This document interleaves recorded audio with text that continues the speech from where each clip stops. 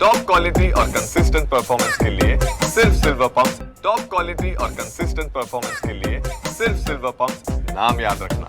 राष्ट्रवादी काँग्रेस पक्षाचे सोलापूरचे ग्रामीणचे जिल्हाध्यक्ष उमेश पाटील आपल्या बरोबर आहेत। उमेश पाटील जी, नुकताच तुमचे प्रदेशाध्यक्ष सुनील तटकरे यांनी संपूर्ण मराठवाड्याचा दौरा केला। सोलापुरात देखील सभा होती, परंतु मराठवाड्याच्या संपूर्ण दौऱ्यामध्ये सोलापूरची सभा सगळ्यात महत्त्वाची गाजली। म्हणजे तुमचा आणि स्थानिक लोकांचा वाद जो आहे तो स्टेजवरतीच उफाळून आलेला पाहायला मिळाला। तुम्ही थेट आव्हानाची भाषणं देत सगळ्यांना गप करण्याचा प्रयत्न केलेला होता। हा सगळा नक्की नेमका प्रकार काय? तुम्हाला स्थानिक लोकांचा विरोध का होतोय तुमच्या जिल्ह्यामध्ये? तुम्ही ग्रामीणचे जिल्हाध्यक्ष झालात तरी थोडंसं गफलत झाली आहे। त्यामध्ये शहराचा राष्ट्रवादी सोलापूर महानगरपालिका क्षेत्र आहे आणि महानगरपालिकेला स्वतंत्र शहर जिल्हाध्यक्ष असतात आणि ग्रामीणला स्वतंत्र जिल्हाध्यक्ष असतात राष्ट्रवादीच्या रचनेप्रमाणे। त्यामुळं शहराच्या संघटनेचा आढावा घेण्याकरता आणि ग्रामीणचा आढावा घेण्याकरता वेगवेगळं ठिकाण निवडण्यात आलं होतं। ती सभा नव्हती, पक्ष संघटनेचा आढावा होता। त्यामुळे एकत्रित बसले असते तर शहराचा आढावा आणि ग्रामीणचा आढावा हा नीटपणे घेता आला नसता आणि सभागृहात जागा देखील पुरली नसती। सोलापूरमध्ये एवढं मोठं सभागृह नाही, त्यामुळे शहराचा वेगळ्या ठिकाणी झाला, ग्रामीणचा वेगळ्या ठिकाणी झाला आणि तिथं कुठल्याही पद्धतीचा आमच्या कार्यक्रमामध्ये किंवा शहराच्या कार्यक्रमामध्ये कुठेही वाद झालेला नाही। पक्षाच्या आढावा बैठकीमध्ये कार्यकर्त्यांच्या संदर्भानं पक्ष नेतृत्वापुढं आपली काही गाऱ्हाणी मांडणं याला वाद म्हणता येणार नाही, नंबर एक। नंबर दोन, ग्रामीणच्या मेळाव्यामध्ये जे सोलापूर जिल्ह्यातले प्रमुख नेते ते सगळेजण त्या ठिकाणी उपस्थित होते। त्यामध्ये माझं आणि तटकरे साहेबांचं एवढी दोनच भाषणं झाली, त्यामुळे तिथं काही वाद झाला असा काही प्रश्न झालेला नाही। राहिला प्रश्न, मी माझं जे भाषण केलं ते संघटनेच्या कार्यकर्त्याला डोळ्यासमोर ठेवून केलं। पक्ष संघटनेची एक नियुक्ती होऊन, माझी जिल्हाध्यक्ष म्हणून नियुक्ती होऊन फक्त 1 महिना झालेला आहे। 1 महिन्याच्या नंतर सोलापूरमध्ये गेल्यानंतर 3 आठवड्यामध्ये मी जवळपास संपूर्ण सोलापूर जिल्हा पिंजून काढला, प्रत्येक तालुक्याच्या बैठका घेतल्या आणि मला जो त्या ठिकाणी फीडबॅक आला तो फीडबॅक मी माझ्या पक्ष नेतृत्वासमोर म्हणजेच माननीय अध्यक्षांच्या समोर मांडण्याचा प्रयत्न केला। माझ्या एकूण बोलण्याचा मतितार्थ, मेरिट असलेल्या कार्यकर्त्याला संधी दिली पाहिजे। मागं पुढं करणाऱ्या आणि फक्त बॅनर फोटो लावणाऱ्या कार्यकर्त्यांच्या प्रभावात न जाता सक्षम कार्यकर्त्यांना संधी दिली तर या जिल्ह्यामध्ये राष्ट्रवादी काँग्रेस पार्टीला फ्युचर आहे, असं त्यातनं सांगायचं होतं। एकेकाळचा राष्ट्रवादी काँग्रेस पार्टी सोलापूर जिल्ह्यामध्ये बालेकिल्ला म्हणून पक्ष होता आणि अनेक आमदार त्या ठिकाणी होते।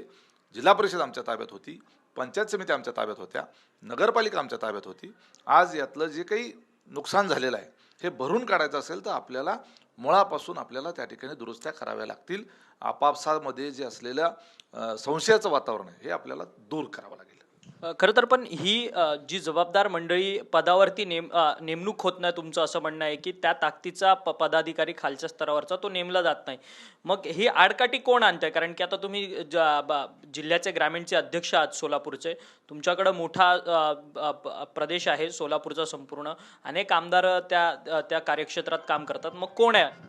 नाही, असं आडकाठी कोण आणत नसतं, परंतु होतं काय की ज्यांना पदं दिली जातात ते मुंबईमध्ये येतात आणि वेगवेगळ्या पद्धतीचे अहवाल तयार करतात आणि पक्षश्रेष्ठींच्या समोर ते मांडतात। जर त्याचा प्रॉपर फीडबॅक जर घेतला गेला नाही तर त्या ठिकाणी गडबड होऊ शकते आणि याच्याकरता जसं आमचे प्रदेशाध्यक्ष आता तालुकानिहाय जिल्हानिहाय दौरे करून फिरतात, तिथला आढावा घेतात, त्यामुळं फिरल्यामुळं त्यांना त्या ठिकाणची स्थानिक परिस्थिती लक्षात येते।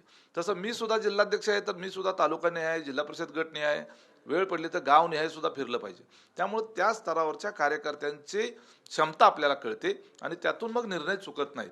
अशा पद्धतीनं काम करण्याची आवश्यकता आहे। ज्या पद्धतीनं आता अनेक वेळा तटकरे साहेबांनी दौरे केले तर त्यांना आता लक्षात आलं सोलापूरमधली परिस्थिती, तिथं आल्यामुळं आज 1 महिन्याच्या आत तालुकाध्यक्ष नेमलेले नसताना, जिल्हा कार्यकारिणी नेमलेली नसताना, संघटनेमध्ये आज एकही तिथला आमदार नसताना सुद्धा आज प्रचंड मोठा त्या ठिकाणी कार्यकर्त्यांचा मेळावा झाला, ताकदीनं लोक आले, उत्साह त्यांच्यामध्ये होता।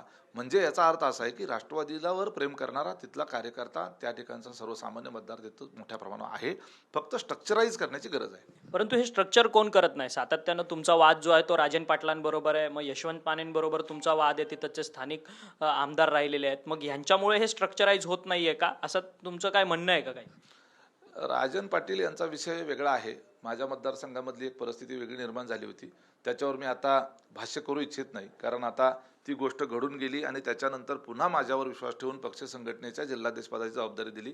अनेक वर्ष या पक्षासाठी मी पण काम केलेलं आहे. 20 वर्ष मी जवळपास काम करतोय. महाराष्ट्राचा अध्यक्ष म्हणून काम केलेलं आहे आणि अनेक वेळेला अनेक जिल्ह्यांचा निरीक्षक म्हणून काम केलेलं आहे. स्वतः मी जिल्हा परिषदेला निवडून आलेलो त्या ठिकाणी आहे. त्यामुळं संघटनात्मक काम आणि लोक जनतेमधून निवडून येण्याच्या स्तरावर अनेक ठिकाणी आम्ही स्वतःला त्या ठिकाणी सिद्ध करून दाखवण्याचा प्रयत्न केलेला आहे. आणि संघटनेची जबाबदारी का दिली गेलेली आहे तर संघटनात्मक कौशल्य असल्यामुळेच ती दिली गेलेली आहे. स्थानिक वाद हे अनेक ठिकाणी असतात, सर्व पक्षामध्ये असतात. कुठल्या पक्षामध्ये स्थानिक पदाधिकाऱ्यांमध्ये वाद नाही असा एक तरी पक्ष आहे का? तर नाही. काही वेळेला काही लोकांची चर्चा जास्त होते, त्यामुळं त्या विषयावर चर्चा न करता त्या ठिकाणी उद्याच्या काळामध्ये झेडपी आणि पंचायत समितीमध्ये जो रिझल्ट देईल तो खरा नेता, हे समीकरण जे आहे ते सगळ्या तालुक्यामध्ये सिद्ध होणार आहे. आता खरं तर कृषी मंत्री कोकाटे यांचं वादग्रस्त वक्तव्य आहे, त्यांचा व्हिडिओ व्हायरल होतोय. त्या प्रकरणात त्यांच्या राजीनामा मागण्याची संपूर्ण जी मागणी आहे ती विरोधकांकडनं जोर धरू लागली आहे. ठिकठिकाणी आंदोलनं होतात आहेत. तुमच्या पक्षाचे कृषी मंत्री आहेत, अशा पद्धतीने बेजबाबदारपणे वागतात, त्यांच्यावरती काही कारवाई होणार का असं लोक प्रश्न विचारतात आहेत. कसं असतं, आता माझ्या खरं कार्यक्षेत्रात सध्या हा विषय येत नाही कारण मी सोलापूर जिल्ह्याचा मर्यादित बोलू शकतो, परंतु तरीही मी पूर्वी प्रवक्ता म्हणूनही होतो. माननीय कृषी मंत्र्यांनी स्वतःच या संदर्भामध्ये स्पष्टीकरण दिलेलं आहे आणि आपणही पाहतो की मोबाईलमध्ये सहज आपण यूट्यूब उघडलं तर लगेच जाहिराती यायला सुरुवात होतात. त्यामध्ये त्या जंगली रमीची येते, अनेक वेगवेगळे येतात, मध्येच गाणी सुरू होतात, मध्येच कुठली तरी ॲडव्हर्टाईज येते, अशी कपड्यांच्या पण जाहिराती असतात. तर यामध्ये ज्या वेळेला आपण ते बघतो 2 मिनिटांपुरतं आणि आपण पुढे ढकलतो. दरम्यानच्या काळात आपल्या डोक्यात काही विचार असेल तर कदाचित ते स्क्रीनवर थोड्या वेळ राहू पण शकतं. परंतु लोकांमधून जर अशा पद्धतीचे टाइमपास करणारे जर ते व्यक्तिमत्व असतं तर त्यांच्या मतदारसंघातल्या लोकांनी त्यांना निवडून दिलं असतं का? अशा पद्धतीनं रमी खेळत बसणारा नेता सिन्नरकरांनी त्यांच्या मतदारसंघातून अनेक वेळेला निवडून दिला असता का? ज्या अर्थी त्यांच्यावर अनेक वेळेला विश्वास दाखवून मोठ्या मताधिक्याने लोक त्यांना निवडून देतात, त्या अर्थी त्या मतदारसंघाची लोक जास्त त्यांना ओळखतात आपल्यापेक्षाही.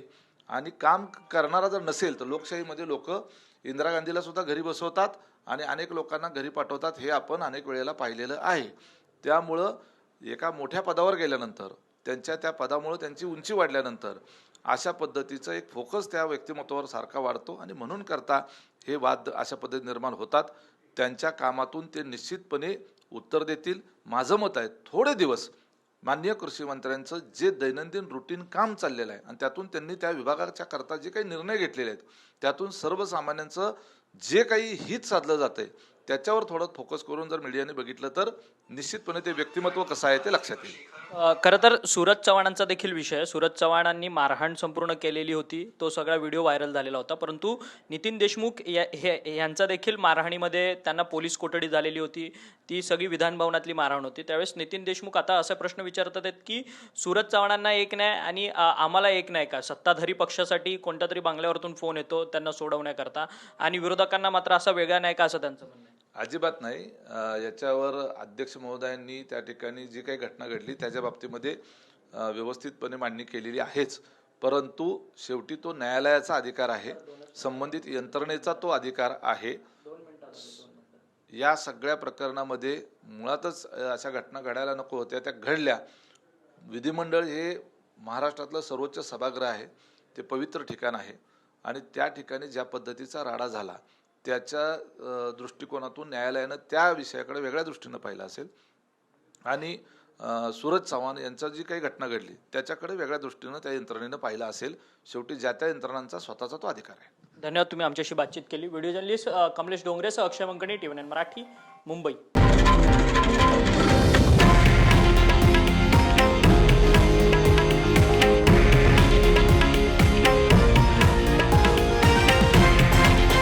हे आहे देशातील नंबर 1 न्यूज नेटवर्क आणि आपण पाहत आहात TV9 मराठी, एकमेव.